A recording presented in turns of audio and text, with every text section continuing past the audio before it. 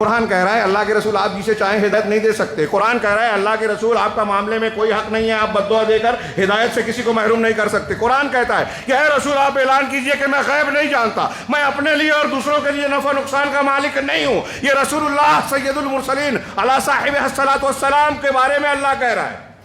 تو کوئی دنیا کا بڑے سے بڑا پیر ولی کوئی نبی آپ کے مقام کو پہنچ سکتا ہے؟ جب آپ کی یہ شان نہیں ہے کہ اللہ کی خصوصیات میں شرکت ہو تو دوسروں کی کیسے ہو سکتی ہے؟ مشرک کو سمجھ میں نہیں آتا. ابھی قرآن کی آیت پڑھی کہ علم اور سوجھ بوجھ ہونے کے باوجود اللہ تبارک و تعالیٰ نے گمراہی کے راہ پر ڈال دیا. اس کے دل آنکھ پر پٹی بن گئی ہے, پردے پڑ گئے ہیں. یہ کھلی کھلی بات, سب سے زیادہ سچی, سب سے کھلی ہوئی حقیقت اسے نظر نہیں آ رہی ہے کہ اللہ کا جو حق ہے وہ کسی کا نہیں. اس میں شریک کیا تو کبھی معاف نہیں ہوگا, اس پہ مر گیا تو کبھی جہنم سے نہیں نکلے گا. قرآن کہتا ہے ان اللہ لا یغفر ان یشرک بہ ویغفر ما دون ذلک لمن یشاء.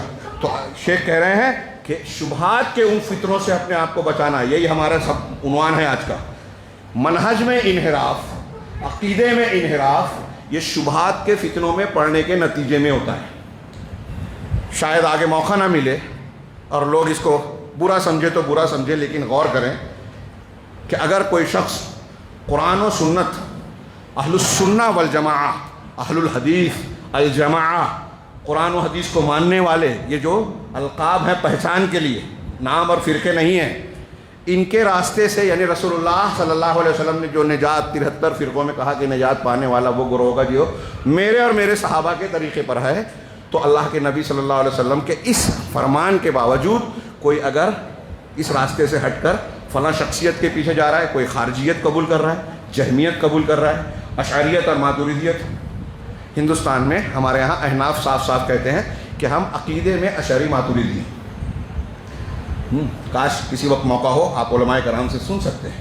علامہ ابن تیمیہ کہتے ہیں کہ بہت بڑی عجیب بات ہے کہ ایک آدمی کہتا ہے کہ میں فروع میں شافعی ہوں, امام شافعی رحمہ اللہ کا کے پیچھے چلنے والا, ان کی تقلید کرنے والا, لیکن وہی آدمی عقیدے میں جو ہے وہ معتزلی ہے, اشعری ہے, ماتریدی ہے, صوفی ہے, اور صوفیت, اشعریت, ماتریدیت کے نام پر وہ چیزیں قبول کرتا ہے جس کو امام شافعی, جو اس کا فروع کا امام ہے, وہ شرک کہہ رہے ہیں, کفر کہہ رہے ہیں, گمراہی کہہ رہے ہیں. جس کو ان کا یہ امام کفر کہہ رہا ہے اس کو وہ قبول کر رہا ہے اور اپنے آپ کو شافعی بھی کہہ رہا ہے, اپنے آپ کو حنفی کہہ رہا ہے. اور امام حنیفہ کہتے ہیں کہ جو یہ کہے کہ اللہ عرش پر نہیں ہے وہ کافر, وہ اشعری ماتریدی والے عقیدے میں شامل ہے, اس کو بھی مان رہا ہے. صوفیہ, غلاۃ صوفیہ کہتے ہیں کہ اللہ ہر جگہ ہے ذات کے ساتھ.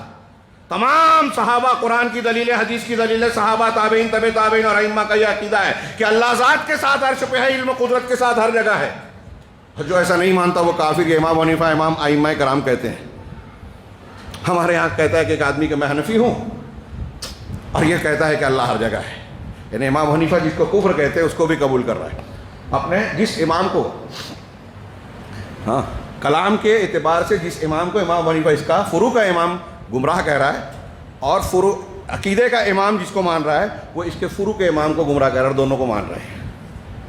یہ علامہ ابن تیمیہ کی بات کا میں نے اپنے الفاظ میں خلاصہ بیان کیا. یہ عجیب بات ہے نا, لوگ چکرا جاتے ہیں. یہ کیوں, یہ ساری گتھیاں, تضادات, الجھنیں کیوں پیدا ہوتی ہیں؟ قرآن حدیث سے ہٹنے سے, صحیح منہج سے ہٹنے سے. یہ بھی صحیح اور وہ بھی صحیح, گائے بھی گابن, بیل بھی گابن, ہاں,